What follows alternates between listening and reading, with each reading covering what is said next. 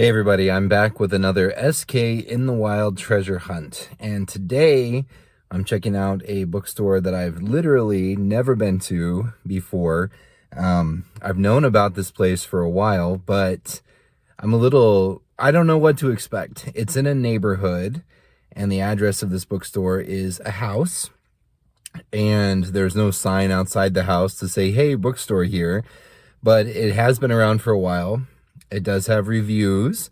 It does have good reviews. So I don't quite know what to expect. Best case scenario, it's literally a house that somebody owns or is renting and just is full of books and it's their store. Worst case scenario, worst case scenario, it's not a bookstore at all. And the person screams at me to go away and thinks I'm weird. Or even worse still, it's some random person who invites me in and wants to feed me snickerdoodles and homemade tea. So we'll see. It might, I guess, middle of the road scenario is it's somebody's house that they live in that they also operate a business out of, perhaps out of part of the house, perhaps out of the garage. Literally have no idea what to expect, but let's go check it out together.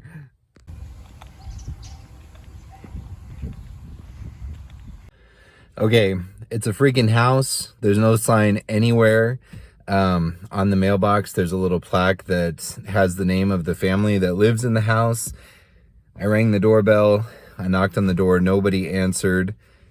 What the heck even is this place? I suppose I could call, but I'm honestly a little too weirded out to even try.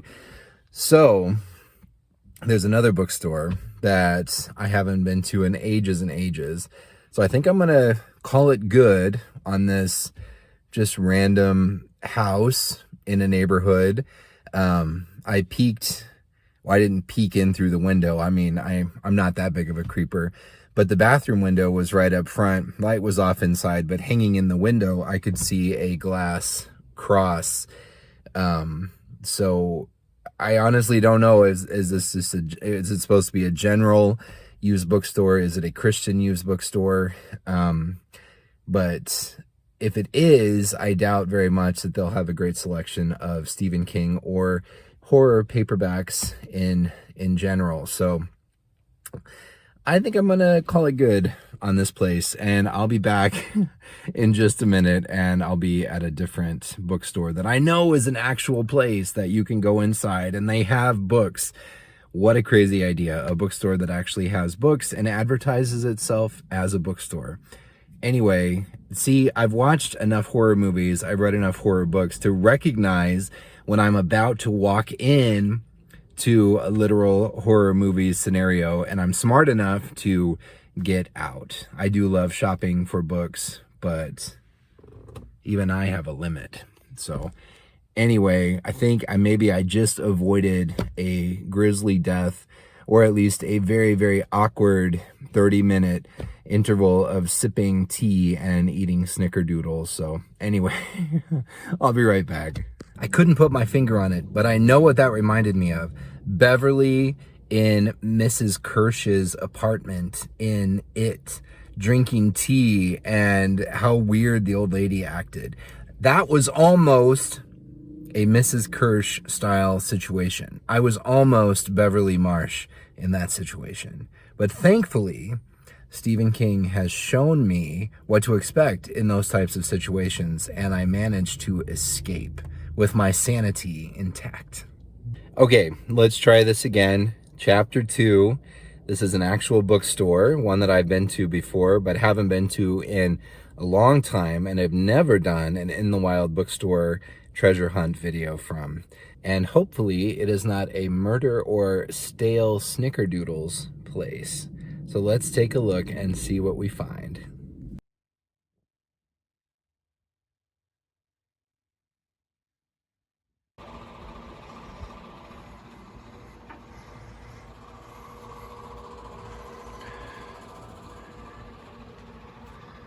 They have rearranged things a bit since the last time I was here, so I need to look around and try to find what I'm looking for.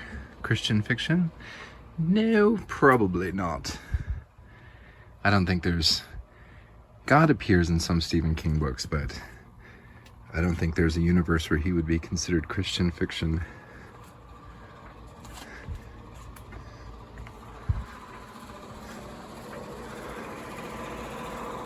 Trade paper fiction?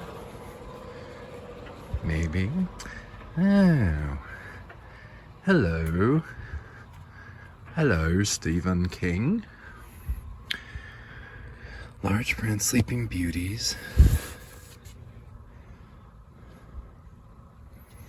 Interesting. The Running Man. Stephen King's name. Arnold Schwarzenegger's face. Kind of beat up. $5. Let's see. This one, I don't know why this would be, but this cover of the Plume Gunslinger is the artwork inside. I'm just not as familiar with that cover, but it does match the Plume paperback of Wizard and Glass really well. It must have been released or re-released at the same time. Skeleton Crew. No dust jacket. It was a first printing at Skeleton Crew for $12.95 with no dust jacket. The book has some issues.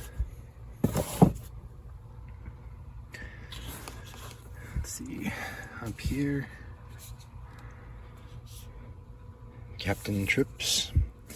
I like the Stephen King graphic novels pretty well, but I think I already have this one. And if you're not for sure, what I always say, if I'm not for sure, I think I should pass.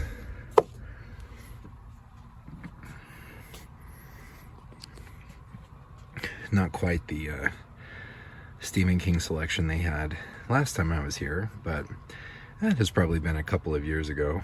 So things happen, times change.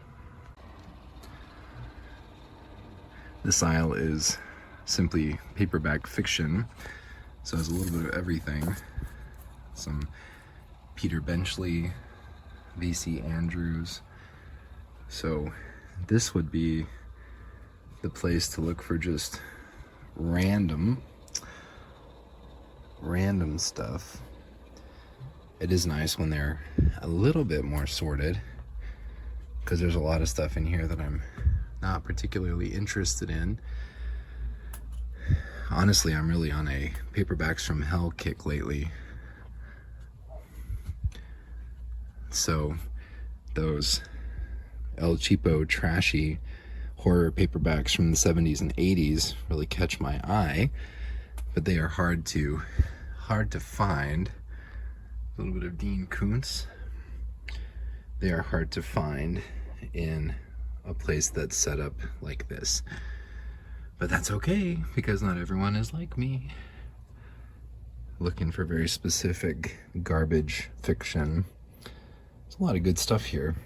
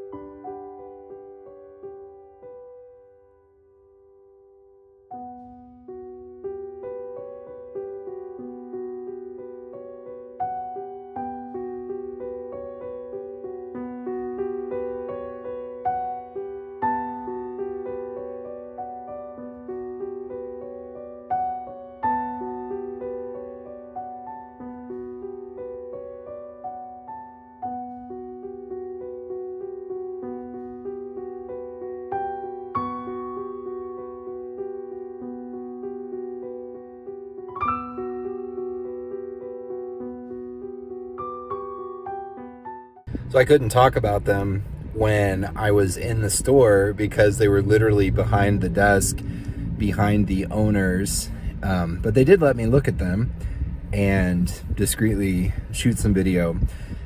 So that Talisman was a first edition, so far as I could tell, but $50 was quite overpriced for a really spectacularly nice Talisman first edition.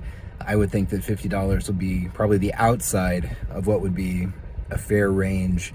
But that book, based on the price tag, has been there since, for about 13 years.